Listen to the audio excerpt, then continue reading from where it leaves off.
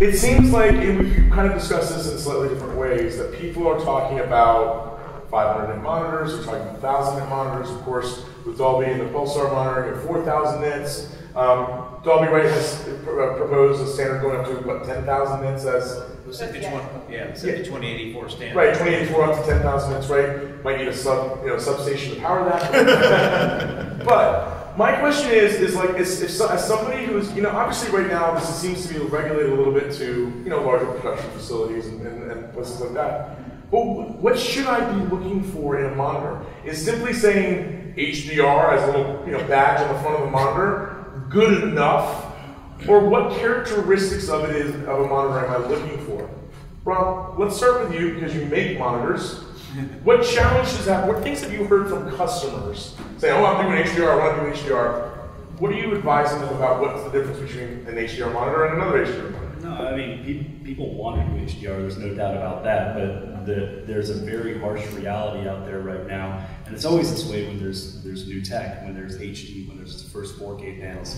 The first few iterations of that technology, garbage. And the thing that you have to remember as a professional monitor manufacturer is that the vast majority of us, even some of the really big players, we don't make panels specifically just for this industry. What we tend to do is we go out and we source panels that are being made for a multitude of other applications. Phones, tablets, whatever. Phones, tablets, televisions, and what we do is we find the best of those, then we do these bidding processes where we only choose the best of them and we pay stupid premiums to get the nice ones and things like that. But there are very few applications where someone's going out and building that tech just for this professional industry. And what's kind of cool about what Dolby's doing is that's an exception to the rule. They're largely going out and building something, but then you have the fact that, what do you have?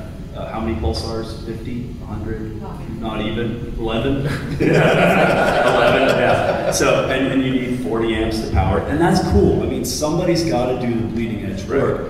And the thing is that I'm happy that Dolby's doing that because I ain't got that kind of money.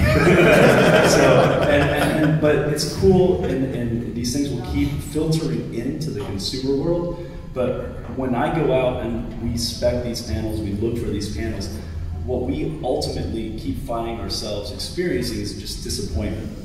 Because for us, what we want is, you want to be able to do bright, but you also want to do contrast, and that's the combination. That is the killer combination that you need. You need brightness or luminance, high luminance, and you need contrast, good contrast. And a lot of the bright solutions out there today are basically going to have a significant elevation in the black levels too. So you don't have the contrast there. So you get into things like OLED, but I tell you what, getting OLED to 1,000 nits plus is really, really tough. But we're constantly making gains there. So I'm very hopeful about the future, but Flanders Scientific personally is a very pragmatic company. We focus on the here and now and making things affordable. And I don't think we're that far away from it, and the first iterations are going to be like right on that peak of like, oh, we can just get to 1,000 nit and we can do it over like a L20 patch or something like that. I think even the Pulsar, you're not doing 4,000 nit full screen, or are you? You can. You can? Wow. Does it hurt? It does. Yeah. So lights go down. Like Kay was saying, it's not intended to be brighter. Yeah. It's having the brightness. The power meter outside.